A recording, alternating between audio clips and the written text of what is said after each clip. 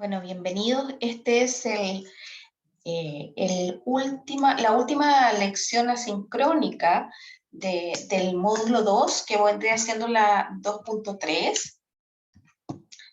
Ya, aquí, bueno, van a estar mis datos al final, les dejo mis datos completos, mi correo, mi teléfono, mis redes sociales, donde me pueden ubicar por cualquier cosa que necesiten. De todas maneras, nos vamos a ver en la evaluación. Hablamos de las dimensiones de la desigualdad de género y cómo se manifestaba. Hay diferentes niveles y dimensiones de cómo se materializa la desigualdad de género en la sociedad, y hablamos de los roles y estereotipos de género. Hicimos este ejercicio para saber qué era sexo, qué era género, y hablamos de la división sexual del trabajo, que hace referencia a los distintos tipos de trabajo asignados tradicionalmente y de forma diferenciada a hombres y mujeres, y al desigual valor que se le atribuye. En cuanto al acceso y uso de recursos, también dijimos que la desigualdad de género en el acceso, o sea, el disponer de algo, el acercarse a algo, impide la incorporación y participación igualitaria de mujeres y hombres en la sociedad, a los recursos naturales, a la información, al mercado laboral. La desigualdad en el uso marca desequilibrios de tipo cuantitativo y cualitativo, que determinan este reparto injusto de los beneficios que se reparten, o sea, de los recursos disponibles, cómo se reparten. Y en la toma de decisiones, bueno, bien sabemos que las mujeres no tienen barreras para la toma de decisiones y los accesos a los espacios de poder. Y esta desigualdad puede derivar en el reforzamiento y reproducción de la inequidad de género, en tanto que las decisiones pueden orientarse hacia la igualdad entre hombres y mujeres y no. Y el control sobre el cuerpo, bueno, las normas de género imperante y el dominio de estos estereotipos, roles, las expectativas de género que imperan en las sociedades, cosifican el cuerpo de las mujeres y restringen la capacidad de decisión de las mujeres sobre su propio cuerpo, sobre su propia corporeidad. Y también sus funciones, la expresión de la encarnación de, ¿cómo se llama?, de su propia identidad, también del goce de su corporeidad. Entonces, todas estas cosas constituyen las dimensiones de la desigualdad de género en la sociedad. Bueno, y en cuanto a las barreras, ¿qué barreras se nos presentan? ¿Qué barreras de género que tenemos? Primero, las barreras son los obstáculos, ya que pueden ser entendidos como estas limitaciones sobre el conjunto de valores, creencias, las expectativas, las normas, la distribución de poder en las relaciones entre hombres y mujeres que rigen en la comunidad, en la sociedad, y entonces impiden, estigmatizan, desalientan las conductas y valores que permitirían un cambio social en las relaciones de género. Y estas barreras pueden ser económicas, culturales, organizativas, legales. Por ejemplo, en el marco jurídico de tipo legal, la legislación existente puede, en materia de obligaciones y derechos, dificultar los cambios necesarios para la implementación de políticas de enfoque de género. Por ejemplo, en nuestra legislación actual, la mujer casada en sociedad conyugal conserva el dominio, pero carece de las facultades de disposición y administración de sus bienes propios. Durante la vigencia de este régimen patrimonial, es el marido quien administra y actúa respecto a estos bienes. Y también en el ambiente cultural puede haber disposiciones o resistencias frente a ciertas temáticas por lo que el ambiente puede ser propicio o resistente a la implementación de políticas con enfoque de género. Y esto va a variar de comunidad en comunidad, va a variar en los territorios, va a variar dependiendo el ambiente cultural. Por ejemplo, vamos al extremo de Arabia Saudita, las mujeres no pueden manejar un auto, ni viajar, ni trabajar, o tener operaciones médicas sin la autorización de un familiar hombre. Y también tenemos la relación del Estado-sociedad, tanto el tipo de relación entre el Estado y las distintas formas organizativas de la sociedad, como las reglas y prácticas que regulan dicha relación, serán importantes a la hora de llegar a cabo el proceso de negociación implícito y la incorporación del enfoque de género en las políticas. Muchas veces cuando se llaman, como lo vimos cuando hablamos que son las políticas públicas, que vimos que en ciertas reuniones donde se trabaja con la sociedad civil, vimos que los grupos que se presentaban eran mayoritariamente hombres, que estaban representando a las mujeres, pero las mujeres no tenían ni voz ni voto. Entonces, muchas veces este proceso de negociación no incorpora el enfoque de género porque está visto desde el punto de vista de los hombres. Entonces es importante que en esa, ¿cómo se llama? En esa relación, cuando queramos incorporar el enfoque de género, nos dirijamos directamente a las organizaciones de la sociedad que, eh, que más se parezcan o más se identifiquen con el problema en cuestión. Y en cuanto a la dinámica institucional, puede haber resistencias al cambio dentro de las instituciones con respecto a, ¿cómo se llama? Pueden existir, vamos a decirlo así, grupos más conservadores que pueden poner trabas para la implementación de las nuevas tareas. Entonces, se produce una resistencia en la dinámica institucional, puede ser el grupo de gobierno que esté en ese minuto. Entonces, estos son algunos de los obstáculos que podrían presentarse. ¿Ya? En cuanto a las características de las claves de las políticas públicas, en estos nuevos enfoques para analizar las políticas, hablamos de una nueva manera de entender el desarrollo de las políticas.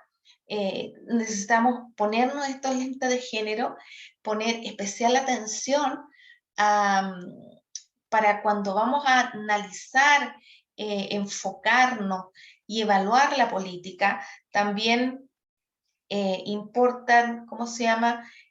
Todas las características que inciden, que son cosas claves que las vamos a ver en la siguiente lámina, que inciden en su calidad, ¿ya? Es necesaria esta nueva manera de hacer política donde hay participación de la sociedad, hay participación de las comunidades. La visión del problema debe verse desde el punto, escuchando también a los grupos interesados, y en el enfoque de género tenemos que escuchar tanto hombres como mujeres, ¿ya? Entonces, las características en general que vamos a ver determinan si una política sirve o no sirve. ¿Ya? Por ejemplo, que sean estables en el tiempo, adaptables, que si se aplican efectivamente deben ser coordinadas y coherentes, orientadas al bien común y eficientes. Estas características son en general entregadas por un estudio del Banco de Desarrollo Interamericano. Y, oh, perdón, se repite la lámina. La estabilidad. La estabilidad de las políticas se asocia con la, ¿cómo se llama? La capacidad de los actores políticos para concertar y hacer cumplir estos acuerdos para preservar ciertas políticas fundamentales de Estado, más allá de los mandatos de determinados funcionarios públicos o coalición. Creamos la política pública, se está implementando, y no es que llegue otro gobierno de turno y la cambie o quede simplemente en el cajón, ¿ya? Entonces las políticas, para que sean realmente, que tengan peso y que cumplan su función, que realmente sean eficaces, tienen que poder tener una estabilidad de pasar de gobierno a gobierno, ¿ya? Porque si no, las políticas se vuelven no creíbles, ¿ya? Muchas personas le preguntan por las políticas públicas, no, si llegado el otro gobierno se va a cambiar, ¿ya? Entonces, es importante que haya un consenso en los países de políticas estables, de querer mantener las políticas si son realmente efectivas, si realmente cumplen su misión, ya de favorecer a las personas beneficiarias. Em, y muchas veces hay muchas oscilaciones también porque no se consulta los diferentes grupos de la sociedad, como les decía, y eso también crea inestabilidad. Bueno, en realidad no existe una lista única de políticas universales correctas. Las políticas son respuestas, eh, depende de la contingencia del país. Lo que puede funcionar en algún momento en un determinado país puede ser que en otro lugar, en otro país no, o en el mismo lugar, depende del momento que se esté viviendo, porque puede haber una crisis, como ahora la crisis sanitaria. Entonces, estas características particulares podrían variar de acuerdo a la situación que se esté viviendo en el país. ¿Ya? Entonces, estas características no pueden ser así como tan tajantes, eh, y pueden cambiar el contenido o pasar a ser menos importantes. En ese caso, podría decirse que se tienen que adaptar, ¿ya? Entonces, conveniente que los países puedan adaptar sus políticas de respuesta a cambios en las condiciones económicas, que puedan modificarlas cuando es evidente, ¿cómo se llama? Los cambios y que variado las condiciones, ¿ya? Entonces, que se puedan ajustar cuando fallan o cambian las circunstancias, porque la baja adaptabilidad conduce a respuestas inadecuadas muchas veces de las crisis, y esta tendencia a mantener las políticas que no son adecuadas o no son óptimas para el momento, y muchas veces mantenerla durante largos periodos, lo que hace es que se están gastando recursos de más, ¿ya? Cualquiera sea la razón, los países con políticas poco adaptables no podrán responder adecuadamente a las crisis y pueden quedarse atrapados en estas políticas durante largos periodos de tiempo. Y la coherencia y la coordinación. Muchas veces las políticas, bueno, son el resultado de acciones de varios y múltiples actores, o a veces de diferentes servicios, ¿ya? Entonces, idealmente, tienen que interactuar, deben coordinarse las acciones para que hayan políticas coherentes. Y muchas veces no ocurre así, muchas veces vemos que hay un programa donde un servicio o un ministerio tiene una política pública y resulta que hay otro ministerio que la tiene con otro nombre, pero si analizamos es lo mismo. Entonces, esta coordinación eh, debe darse, y también no solo entre el mismo poder, por ejemplo, ejecutivo, sino entre los diferentes poderes de gobierno, entre los diferentes niveles de gobierno central, que muchas veces no hay este carácter cooperativo de las interacciones políticas. La calidad de la implementación y de la efectiva aplicación. Una política puede estar muy bien diseñada, pasar sin cambio alguno por el proceso de aprobación y aún así ser totalmente ineficaz si no se implementa y se aplica efectivamente y si no se vela por su cumplimiento.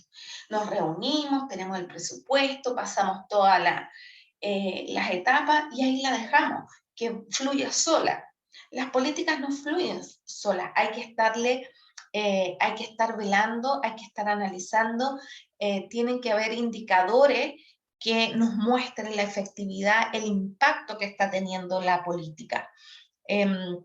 Muchas veces eh, la implementación en un país determinado, los encargados de ejecutar las políticas, a veces no cuentan con los recursos o a veces no hay el recurso humano para implementar las políticas. Entonces, todo esto hace que una política pueda ser ineficaz.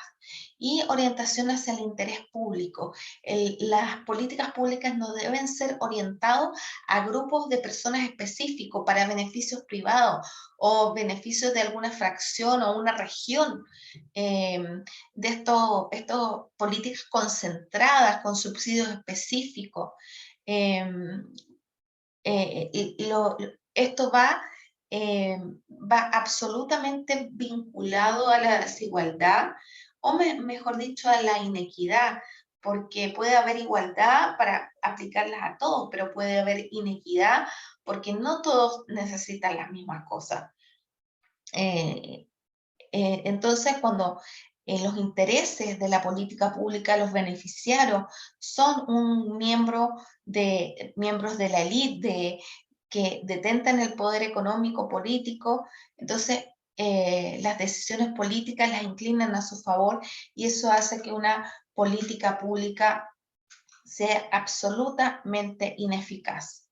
Y la eficiencia, cualquiera sea la dirección de las políticas de un gobierno, el que decida seguir puede hacerlo con diversos grados de eficiencia, es decir, haciendo mejor o peor uso de los recursos humanos y económicos.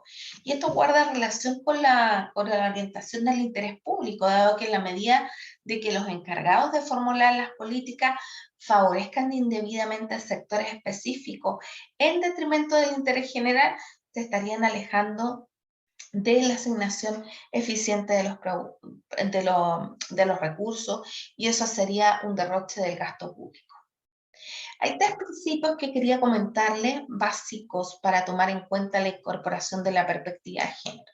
Y el primero, para actuar, observamos diariamente a través de los lentes que nos permiten ver la realidad de mujeres y hombres con perspectiva de género en todos los lugares, ¿ya? En el transporte público, en las ferias, en los supermercados, en los hospitales, en el acceso a la justicia.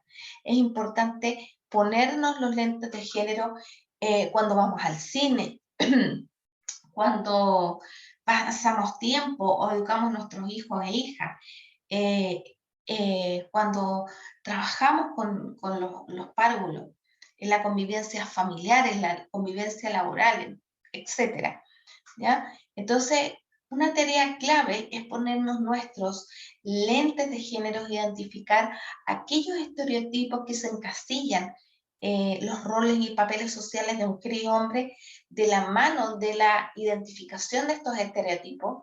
Es necesario cuestionar nuestros prejuicios, que yo creo que se lo he dicho varias veces durante la capacitación, y abrir nuestra mente a formas de nuevas formas de vivir la feminidad y la masculinidad. Esto nos permitirá reconocer la diversidad de tipos y modos de vivir, ser y expresar la feminidad y masculinidad y percatarnos que las leyes y políticas deben atender a diferencias culturales. Es un error suponer que todos los hombres y las mujeres somos iguales. Recordemos que existen variables de diferenciación social y si analizamos con el principio de la interseccionalidad, nos encontraremos que en una misma persona podemos encontrar múltiples discriminaciones de edad, etnia, sexualidad, la procedencia rural, urbana, entre otras muchas características que pone de relieve el contexto, la conformación de las identidades de género.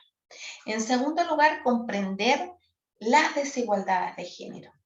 Uno de los aportes más significativos del enfoque de género es el reconocimiento de la diferencia sexual. No explica ni justifica las desigualdades sociales, em, económicas y políticas entre mujeres y hombres. Por el contrario, esta perspectiva son el resultado de las relaciones de poder y de las diferentes posiciones que ocupan mujeres y hombres en la sociedad.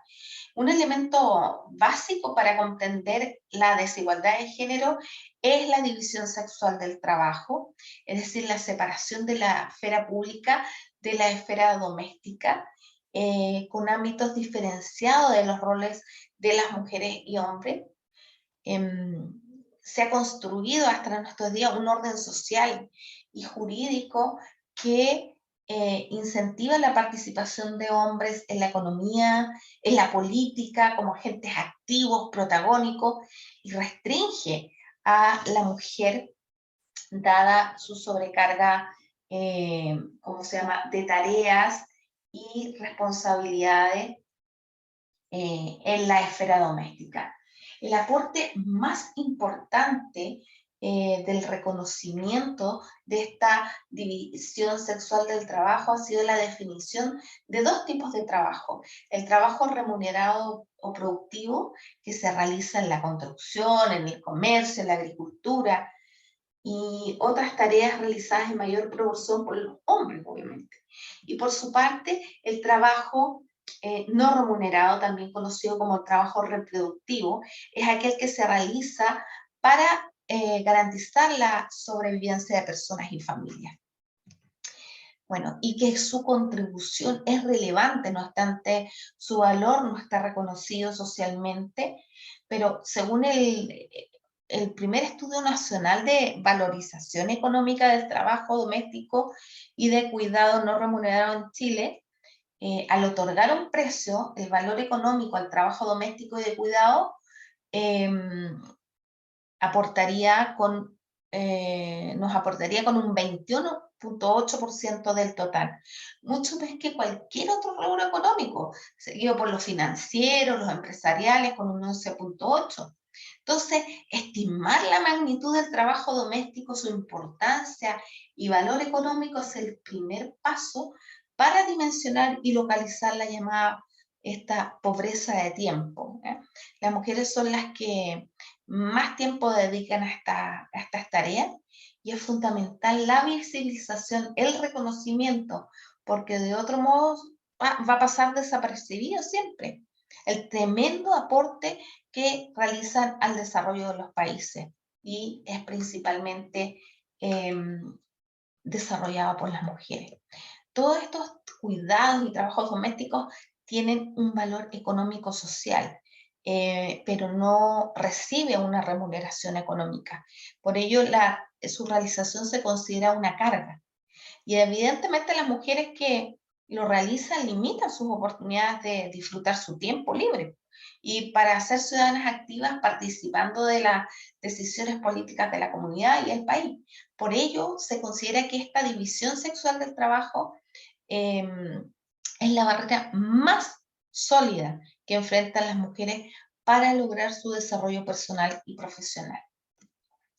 Demostrar la división sexual del trabajo, pero desmitificar o desmontar, desconstruir, es una tarea urgente para lograr la igualdad y erradicar estas condiciones estructurales que las discriminan del ejercicio activo de sus derechos. Y en tercer lugar, comprometerse al cambio. Es muy importante porque no sacamos nada con tener mucho conocimiento si no lo aplicamos y no nos comprometemos al cambio. Para trabajarnos con esta perspectiva es necesario actuar y comprometerse con el cambio personal y de nuestras instituciones.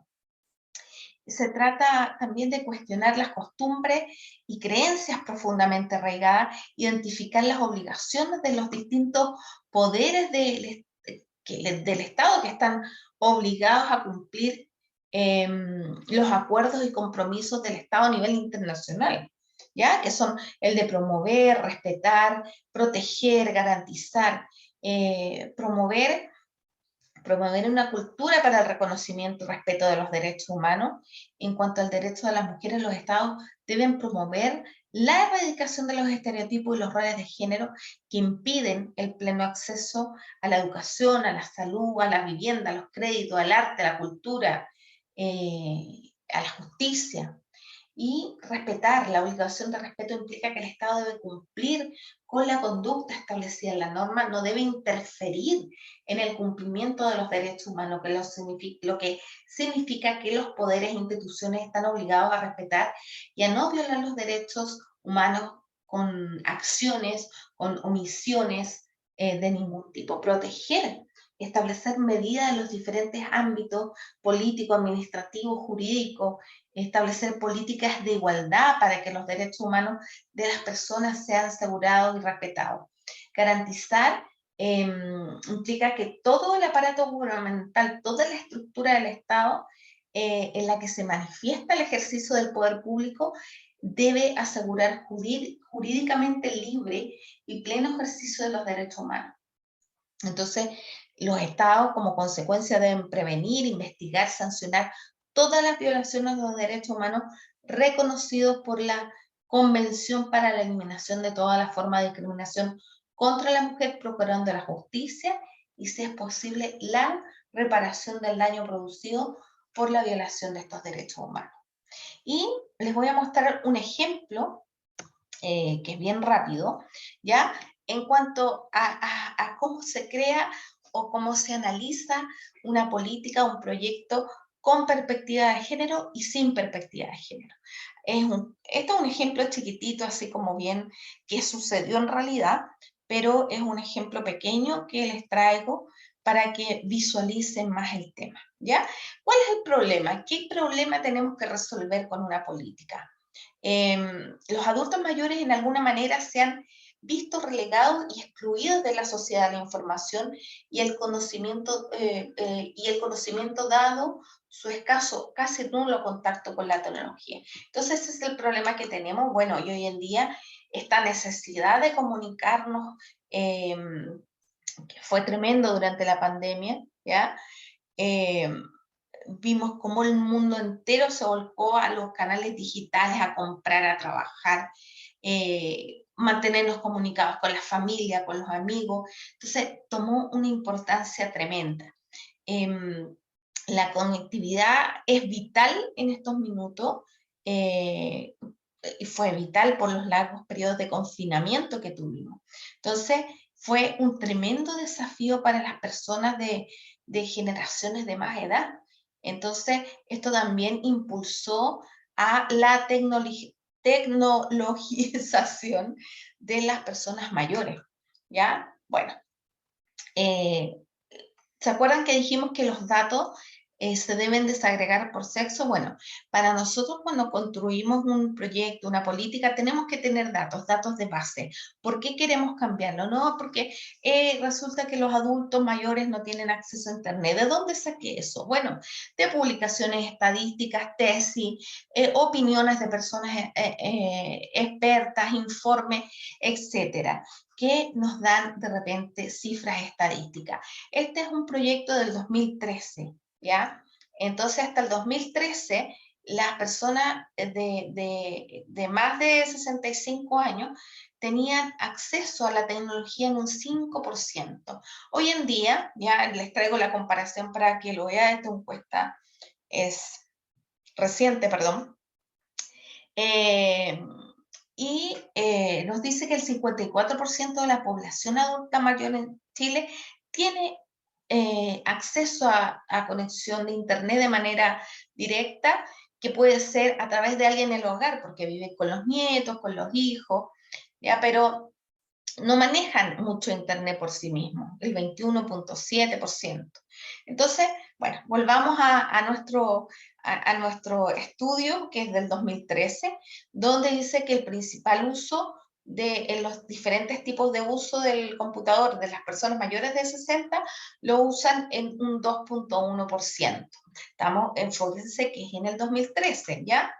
¿Y cómo analizamos el problema? Bueno, el uso de las nuevas tecnologías de la información y la comunicación está aún limitada en algunos sectores de la sociedad chilena, aun cuando estas pueden ofrecer oportunidades muy importantes para garantizar el acceso a la circulación de la información y el uso de las nuevas herramientas complejas para apoyar los procesos de aprendizaje.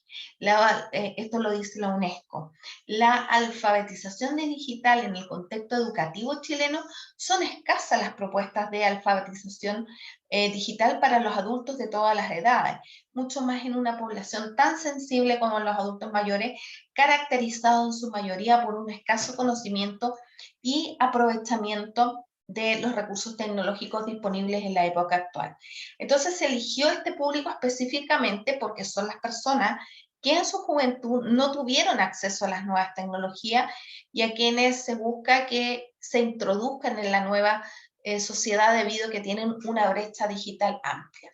Entonces se analiza el objetivo general o principales, que son el impacto directo o esperado que se pretende generar con el proyecto, que también se pueden llamar objetivos de impacto. Entonces, el problema, bajo acceso a Internet de los adultos mayores por bajo interés. ¿Y qué se quiere lograr? Disminuir la brecha digital de los adultos mayores en un 100% de los participantes. Y vamos a tener los objetivos de impacto y los de producto. Los de producto son todas las cosas que nos va a hacer llegar al objetivo general. Por ejemplo, cuántas salas, cuántos computadores, cuántos profesores tenemos.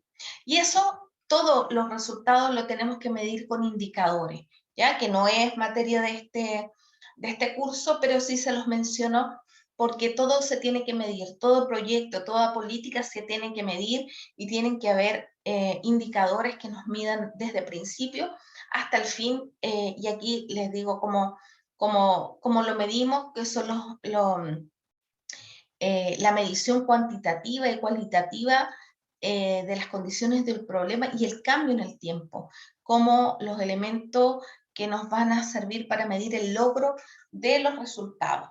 Y las características principales que debe tener el objetivo, que debe ser realista, ¿ya? Que deben ser precisos, deben ser medibles y complementarios. Realista, alcanzable a través de los recursos y tiempo en el que cuenta el proyecto. Deben ser precisos, detallados, al menos los beneficiarios del proyecto, y el cambio de impacto que se espera de ellos. Medibles, bueno, ya dijimos que se debe evaluar los avances y el nivel de cambio esperado. Complementario, el conjunto de objetivos identificados contribuyen mutuamente al objetivo general. Y es como les decía, todas las cosas. ¿Y cómo podemos hacer? ¿Es realista? ¿Hay recursos disponibles? ¿Es posible alcanzarlo en el horizonte del proyecto? Preciso. ¿Quiénes serán los beneficiarios? ¿Cuál es el impacto esperado? Medibles. ¿Existen instrumentos de información para medirlo? ¿Existen indicadores? Complementarios. La consideración conjunta de los objetivos permite aumentar el impacto del proyecto. Entonces, es importante, ¿cómo se llama? Si analiza el objetivo a través de estos 4 requisitos anteriores, puedes observar que la mayoría se cumple, es decir, hay una cuantificación realista que indica que tu proyecto pretende que a lo menos aumente el conocimiento, esto es medible, ¿ya? ¿Y cómo formulamos esta política sin perspectiva de género? El objetivo, desarrollar una política municipal de alfabetización digital para el adulto de edad madura en Puente Alto, que contribuye a la disminución de las brechas generacionales en el cambio de uso de las tecnologías y al mejoramiento de las relaciones familiares con las nuevas generaciones, o sea, poder comunicarse. El desarrollo del proceso de alfabetización. Esta actividad se desarrollará en un total de 40 horas de clases destinadas al aprendizaje y el manejo básico del computador, algunas herramientas informáticas básicas y principales servicios de Internet. ¿Dónde se promueve? En las municipalidades, centros de adultos mayores, juntas de vecinos, consultorios. ¿Y cuál es el producto esperado? 50 adultos mayores capacitados digitalmente. Bueno, se hizo todo el proyecto y ¿qué obtuvimos como resultado? Alfabetizados sobre el total de inscritos. Se alfabetizaron 47 personas de un total de 55 inscritos. Desagregados por sexo, 47 alfabetizados, 34 eran hombres y 13 fueron mujeres. Personas desertoras, 8 personas no concluyeron el curso, de las cuales 2 eran hombres y 6 mujeres. Aquí vemos que las mujeres participaron muy poco, pero a pesar de que hubo hartas personas alfabetizadas, hartos hombres alfabetizados. Entonces, si volvemos a esta, dijimos que el uso de computadora, los mayores de 60 años eran el 2.1% de uso. Pero si los desagregamos por sexo, nos vamos a encontrar que las mujeres usan mucho menos equipamiento y uso de tecnologías de la información, un 7.2 contra un 40.6. Y ahora hagamos el análisis del problema con perspectiva de género, señalando que actualmente hay más de 2 millones de personas en Chile que tienen más de 60 años y de ellos 56% son mujeres y 44% son hombres. Existe una brecha digital de género en el acceso a las tecnologías. Las mujeres acceden menos a los dispositivos digitales e Internet y las que acceden es con notables diferencias de frecuencia de intensidad. Además, las mujeres realizan con carácter general uso menos avanzado de las nuevas tecnologías. Según las estadísticas, solo el 29% de las mujeres adultas mayores utiliza computadores personales contra un 40% de los hombres. La brecha de género corresponde a 11 puntos porcentuales. Entonces, se requiere alfabetizar también a mujeres porque en los últimos años las estadísticas son mayores que las de los hombres, lo cual nos dice que existen más de 500.000 mujeres analfabetas digitales, muy por encima de los varones. Entonces, analizamos las brechas, ya que es ver el control, la participación de las mujeres y el hombre sobre los recursos, las capacidades para que, ¿cómo se llama? Las brechas pueden ser estructurales o funcionales a los sexos y tienen la capacidad de reforzar las relaciones de poder desiguales entre hombres y mujeres o entre grupos al interior de cada sexo. Entonces, los datos aportados nos permiten constatar que hay una brecha de género importante en la participación de las mujeres y para disminuir esa brecha es necesario identificar las causas y también sus efectos. O sea, no solo decir hay tantas mujeres, ¿por qué las causas? ¿Qué efectos producen? Entonces aquí, planteamiento del proyecto ya con perspectiva de género. Entonces, igual, un desarrollo de un proyecto de alfabetización digital para el adulto mayor, desarrollo del proceso de alfabetización. Esta actividad se desarrollará en un total de 40 horas de clase destinadas al aprendizaje de manejo básico del computador, algunas herramientas informáticas básicas y principales servicios de interés. Y lo que resalta en negro se realizarán de acuerdo a las necesidades de los participantes, realizando una encuesta del uso del tiempo. ¿Por qué? ¿Por qué no participaron las mujeres? Se vio porque las horas que eran de clase ellas no podían, porque estaban al cuidado, por ejemplo, de los nietos, ¿ya? No podían, o estaban haciendo aseo, haciendo almuerzo. Entonces se hizo una encuesta del uso del tiempo para ver los tiempos que tenían también disponibles las mujeres para poder participar. Y en cuanto a la promoción, se amplió los lugares de promoción, por ejemplo, a clubes de adultos mayores que eran específicos de mujeres, también en los consultorios, en las áreas de mujeres también se hizo la promoción, en las ferias libres y en otros lugares donde mayoritariamente acudan las mujeres. Y el producto esperado son 50 adultos mayores capacitados digitalmente, 30 mujeres y 20 hombres, entonces se le asignó un cupo mayor, una cuota de género a las mujeres.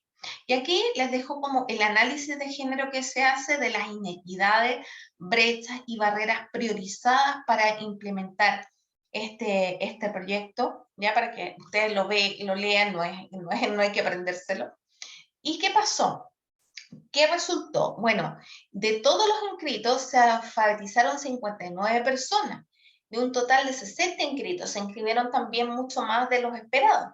Y se alfabetizaron, de los 59 alfabetizados, 23 eran hombres y 36 fueron mujeres.